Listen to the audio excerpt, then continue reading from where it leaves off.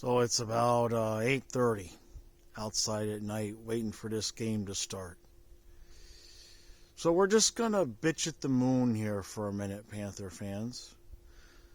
Mr. Moon or Mrs. Moon, whatever you want to be called, we would like to let you know as Panther fans that last place is just not acceptable. This is completely unacceptable. You're going to have to do something about this. Or we might have to blow you up or send one of our rats to eat you since you're made of cheese. I don't know what I have to say here, but all I know is this is a bunch of bullshit. Last place is just not okay. We're hanging in overtime! We're hanging in overtime! We're hanging in overtime! Let's go Panthers! Let's go Panthers! Let's go Panthers! Let's go! Go! Puck drop. And 3, 2, 1, Let's go Panthers! Let's go Panthers! Let's go Panthers! Let's go! Go! Alright, Panther fans. Oh, come on. Alright, so everything is fine. Everything is fine. I dropped my phone. That's broke. The laptop broke. The microphone broke. My arm is broke. The Panthers are in last place. It's Bubba's in net. Bubba, look, bruh. Somebody needs to step up. What did I say in my season preview? I said he would be what Bubba, come on. He would be what, like, you know, made us through. Got us through. We can't score. We're allowing too many goals. We need somebody, anybody, somebody to step up and get us on a nice little, like the Bruins have won 5 straight. The Bruins have won 5 straight. Bubba, are you even listening to me? Pay attention. It's 10 o'clock at night. What do you expect from me? I'm jacked up on coffee. And everything I said, everything I said is true. It all broke. It's all broke. Panthers are broke. There was a mouse running around here. He gonna get broke.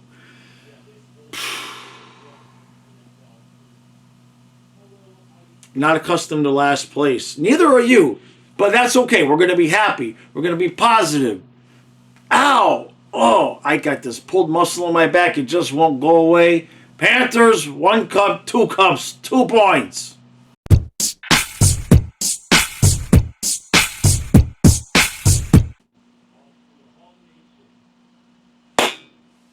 It's 2-2 after 1.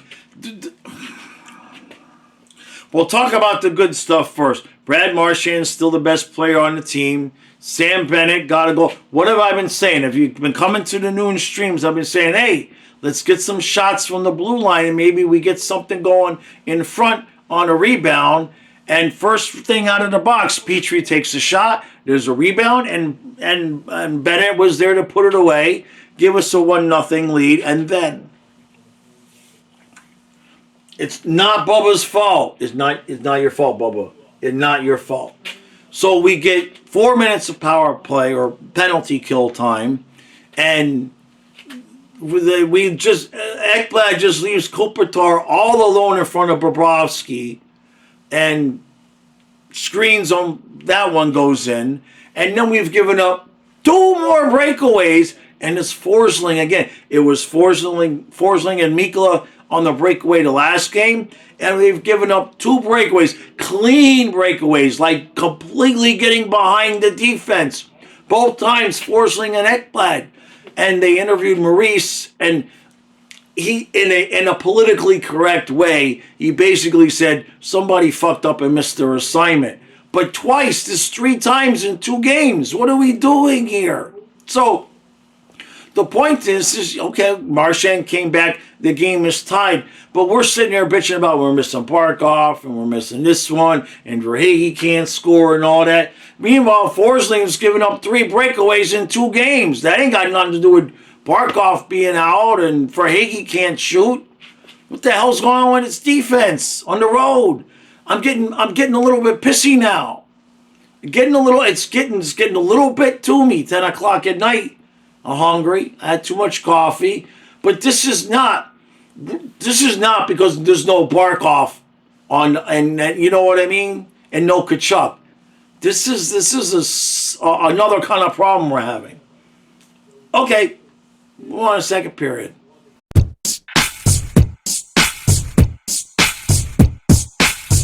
Okay, so here's my proposition. It's 3-2 Panthers after 2. Now, we had a 3-2 lead in the last game. We blew that game. We know how it worked out. The Ducks, by the way, just scored 7 again. So they've scored 7 2 times in a row. Q has them playing well, especially on offense. And we know something about that around here with that President's Trophy season. Even though it was Brunette, it was Q's system. So, we're winning the game 3-2. We are in last place. If we win, we probably won't be in last place. Now, we don't have to score any more goals to win this game. There's still a guy named Bobrovsky in net. We basically have the defense we would have. Petrie's got a point tonight. Sarango's taking shots. They look good. There's no reason. I know Barkov's not there. I know Kachuk's not there. But there's no reason why this group of guys can't go out there in the third period and give me one period of true Panthers hockey, shut them down, win the game with an empty net, and 4-2. Show me that you're not really a last place team. Show me that it's been an aberration, and that when the chips are down and you need to win a game on the road, you can play something like what we're used to seeing. Shut it down. No goals for the Kings. Bubba, you heard me. None. As in 0. And finish this up and get 2.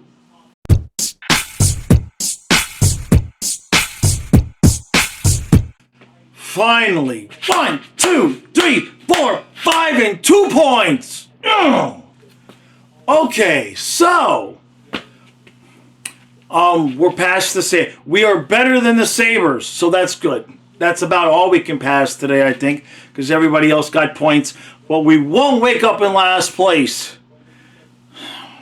So, what do we see on the ice? Well, the Kings kind of pulled the Panthers. We looked good. I don't want to take credit away from us. Bubba, good job, Bubba.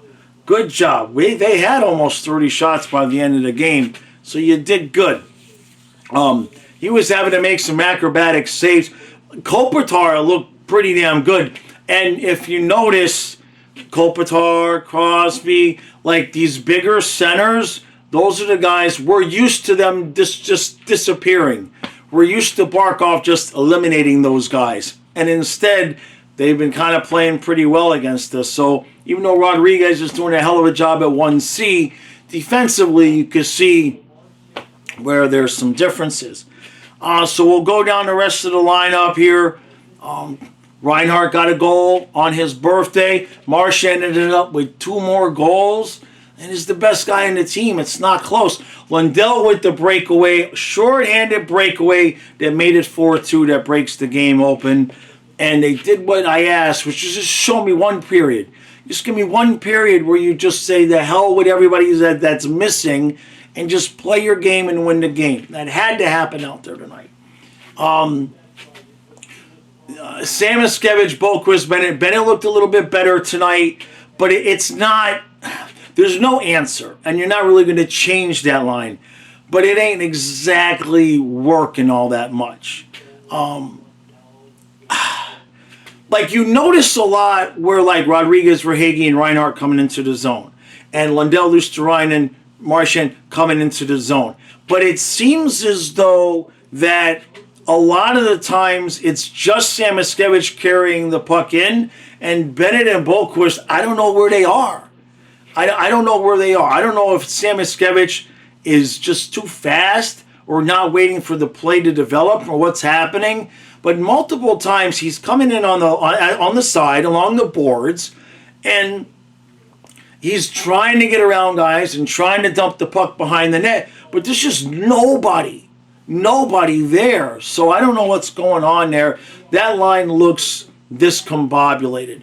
Fourth line looked pretty decent tonight. Schwint is not as noticeable as maybe you would want, but he's also not noticeable in terms of giving up goals. Gregor kind of invincible. Greer fought Corey Perry here at the end of the game. And just to show that I try to keep it honest in terms of what I think are penalties and what are not. Somehow Corey Perry is engaged with another player in front of the net. And Greer just comes up from behind Perry and just obliterates him right in the back and just lays him out. No call. No call. And then Perry gets up and is like, hey, bitch, you want to fight? And Greer's like, all right, we'll fight. And they had a pretty good tilt. I think Greer might have got the best of it by a little bit, but Perry got a shot in there. But there was no call. I mean, Greer just obliterates him. And from behind, right in the numbers. And just nothing. It's nothing. So, I don't know what to think about that. Defensively, Forsling and Ekblad, especially Forsling, can we just give him the 5 months off that Kulikov is getting? Because he looks absolutely gassed. He's got to be. It's got to be. He don't look anything like himself out there. Ekblad pretty much is doing what he can do, but I think out of that pair, Forsling is either injured or just injured, disinterested, or just completely gassed. So the middle pair, Mikkola Jones, is invisible, but in a good way. And this kid Sabrango, I'm telling you, he reminds me of Brandon Montour. I've said that. I continue to say it. You saw it again tonight. I don't know. Now, we may still see it. But 2 teams now have given up on him, and I don't know why. He only played 4 games with Ottawa. 2 games the 1 year, 2 games last year, or this year. And he's a high draft pick. He's got size. He can skate. He's got a shot. He certainly seems to have good hockey sense. He's only 23. I don't understand, from anything I've seen, what other teams were giving up on like that. Now maybe Ottawa was just waving him to try to get him back in the AHL, and we plucked him.